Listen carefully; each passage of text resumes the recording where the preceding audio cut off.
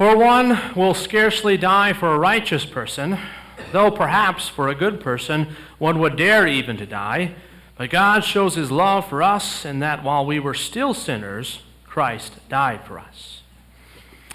Barabbas sat in a dark, dank chamber. The shackles on his ankles and his wrists had caused wounds to be where the iron of the shackles had rubbed through the flesh. He ached, he was in pain. The smell in this place where he was absolutely terrible. Even in all the time he'd been there, he still hadn't gotten used to it. How did he end up here? Well, the insurrection had failed. He had been captured, he had been indicted, and he was going to be executed, and so he was just sitting there in this pit, this horrible hellhole, waiting for that to happen.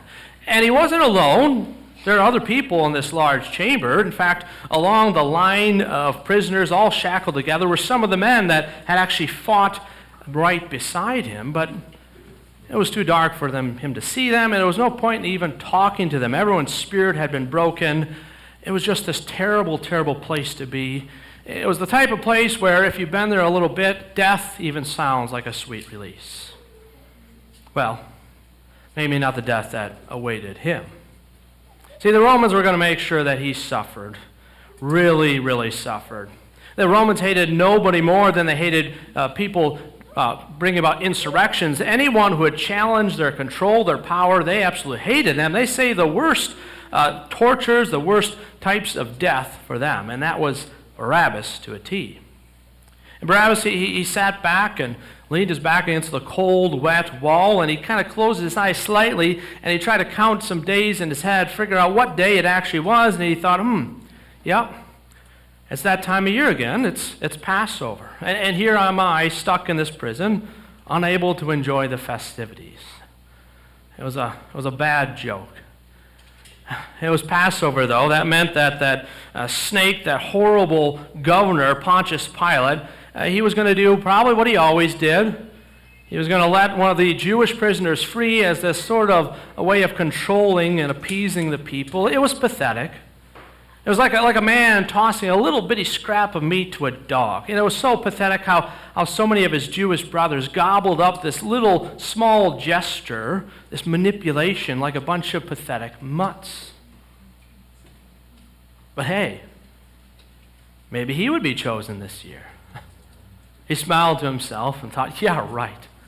It'll be a cold day in hell before Pontius Pilate ever lets me go. No, I've killed too many people. I've killed too many Romans. There's too much blood on my hands. But there's a good reason for that. See, Barabbas had learned early on that you can't bring about any actual lasting change without getting blood on your hands. Bloodshed was the price of freedom. Freedom from the Romans.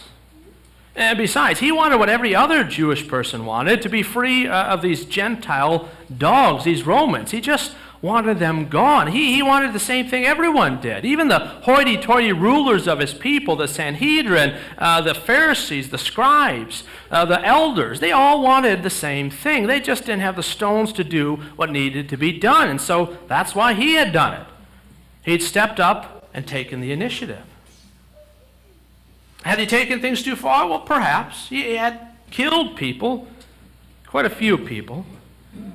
He had stolen some things, but, zealots and freedom fighters, they still need to eat, right? No one was paying him to go fight the Romans, to do what no one else was willing to do. I'm sure he had done some things that he regretted, but who hadn't? And yes, his fellow Jews, they did get upset with his methods. His violent attacks often caused the Romans to clamp down on everyone, make everyone's life more miserable. But what was the alternative? To just kowtow to the Romans? No, that was the price of rebellion. That was the price that had to be paid. The price that had to be paid. Barabbas understood that better than anyone. His days were severely numbered. He had a horrible, agonizing, slow death on a cross awaiting him in the very near future, and there's no way he was going to get out of it. No way he was going to escape from this hellhole. That was impossible, and there's no way in a million years that Pilate would ever let him go. his fate was sealed.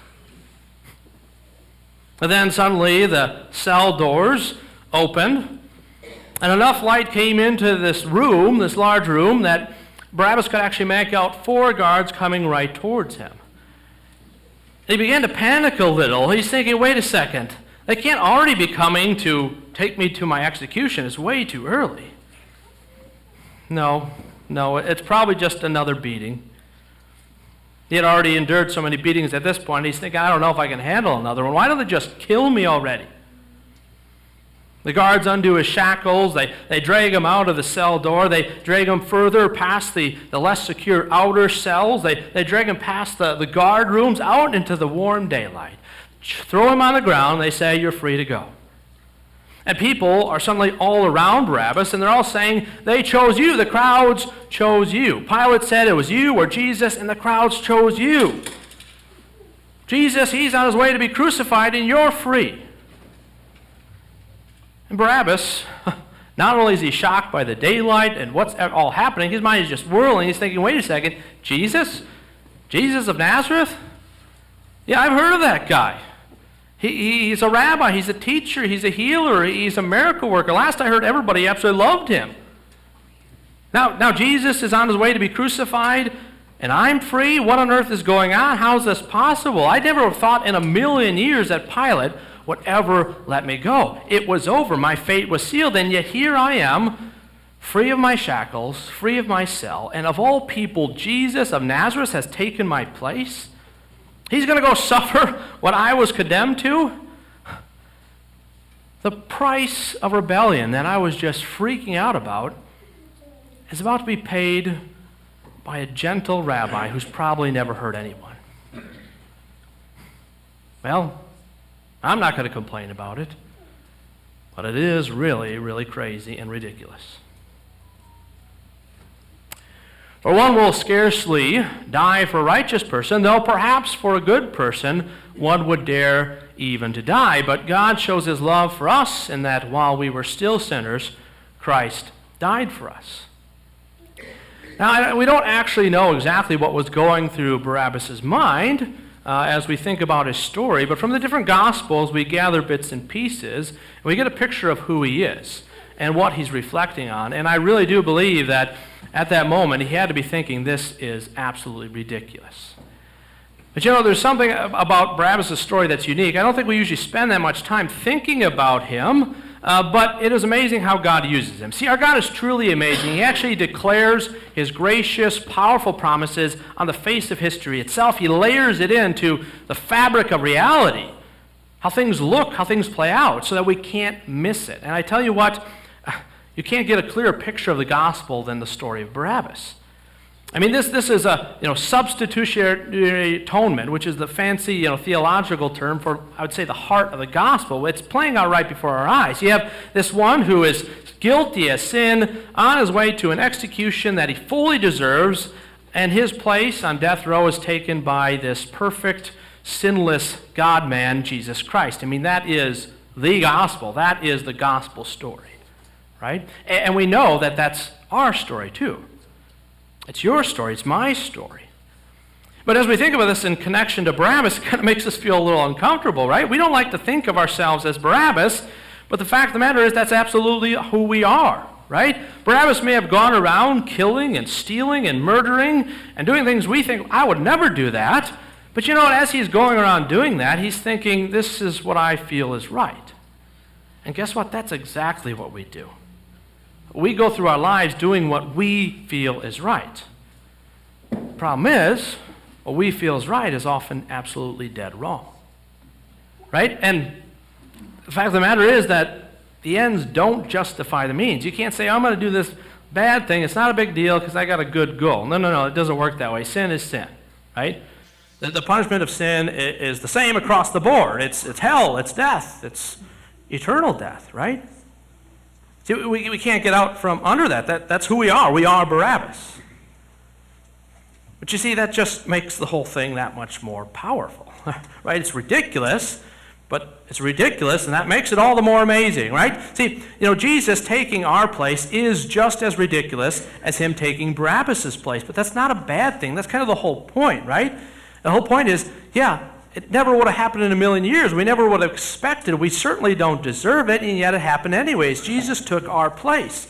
And it's not something we should sit and overanalyze. We shouldn't try to measure it necessarily. We shouldn't even think about, oh man, that would cost a lot. I should worry about that. No.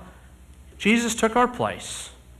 And that's just something for us to rejoice in. It is as wonderful as it is ridiculous. In fact, it's wonderful because it's ridiculous.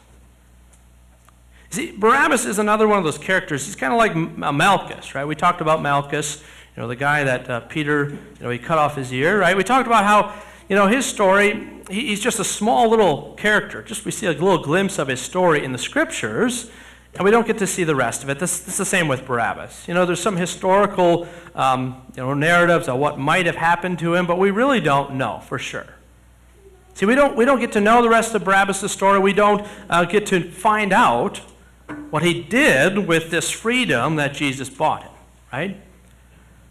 But I think that's kind of the beauty of the story, the beauty of this character, because what he did isn't that important. That's not what's important, right? What's important is what we do with the freedom Jesus has bought us, right? What are you going to do with the freedom Jesus has bought you? What am I going to do with the freedom Jesus has bought me, right? See, because Barabbas got one thing spot on. Bloodshed is the price of freedom. You can't bring about any real or lasting change without getting blood on your hands. And that's why Jesus' hands were covered in blood. And so were his feet, and so was his head, and so was his back. But it wasn't the blood of his enemies. It wasn't your blood. It wasn't my blood. It was his own blood. See, loved ones, let us never, ever, ever forget that we have been bought with a price.